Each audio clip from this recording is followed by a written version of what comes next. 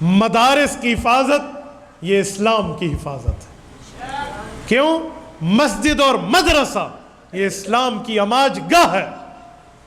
رسالت مآب کی جو مسجد ہے، مسجد نبوی، وہی مدرسہ ہے نا، اور وہی مسجد ہے۔ اب مسجد اور مدرسہ ملحقہ ہے، بالکل ساتھ، ایک دیوار کا فاصلہ بھی نہیں، اب تو وہ بھی ختم ہے، ایک ہی جگہ میں ہے۔ آؤ صحیح بخاری کھولیں، جلد اول کھولیں، اور نہیں تو کتاب الصلاۃ کھول لیں۔ امام بخاری رحمہ اللہ مختلف ابواب قائم کرتے ہیں۔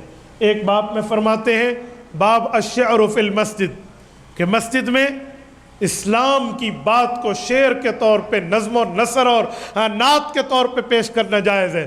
دلیل میں حضرت حسان کی روایت لاتے ہیں کہ یوضع لہ المنبر، ان کے لیے ممبر لگایا گیا۔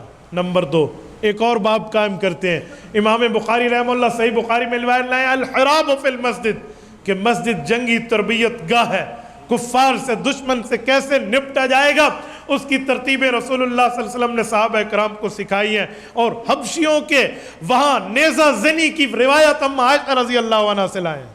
ایک اور باب امام بخاری رحمہ اللہ نے قائم کیا ہے، اس باب کا کیا نام ہے؟ فرماتے دخول المشرک فی المسجد، مسجد اسلامی عدالت گاہ ہے۔ کیسے؟ پھر واقعہ لائے ہیں کہ ثمامہ بن اوصال قبیلہ بنی حنیفہ کے سربراہ تھے، اسلام کے مخالف لڑتے ہوئے گرفتار ہو گئے حالت کفر میں، تو رسالت مآب علیہ السلام نے فرمایا قوم کا سردار ہے، اس کے ساتھ اس کے حساب سے اس کو سلوک کرو تاکہ اسے سمجھ آئے کہ اسلام مخالفت نہیں کرنی۔ کہتے اسے ستون کے ساتھ آ کر باندھ دیا گیا۔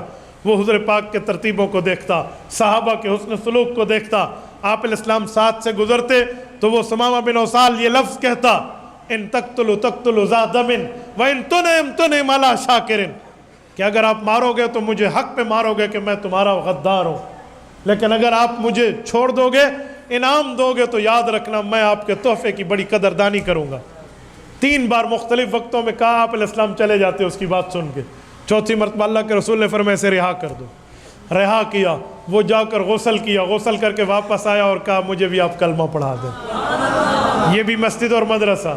4تھے نمبر پہ امام بخاری ایک باب لائے ہیں، باب الخوخۃ فی المسجد، مسجد میں کھڑکی رکھنا، دروازہ، چھوٹا دروازہ، لٹل ڈور رکھنا جائز ہے یا نہیں، یہ مسئلہ دیا ہے۔ صحابہ کرام کے زمانے میں یہ ترتیب ہوتی، حضور پاک علیہ الصلوۃ والسلام کی موجودگی میں گھروں کے وہ دروازے جو مسجد کے پڑوسی تھے، انہوں نے گھروں کے 2 دروازے بنائے ہوئے تھے، ایک ان کے بازار میں کھلتے، ایک مسجد میں کھلتے۔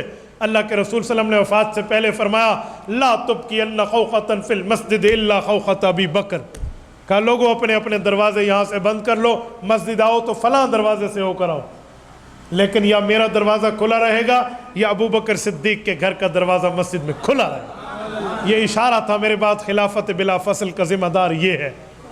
اب یہ 4-5 ابواب میں نے پیش کیے ہیں، ثابت کیا کرنا چاہتا ہوں؟ بتانا چاہتا ہوں کہ مسجد اور مدرسہ اسلام کی تقریر کی جگہ ہے، مسجد اور مدرسہ اسلامی عدالت گاہ ہے، مسجد اور مدرسہ خلیفہ وقت کی اسمبلی ہال ہے۔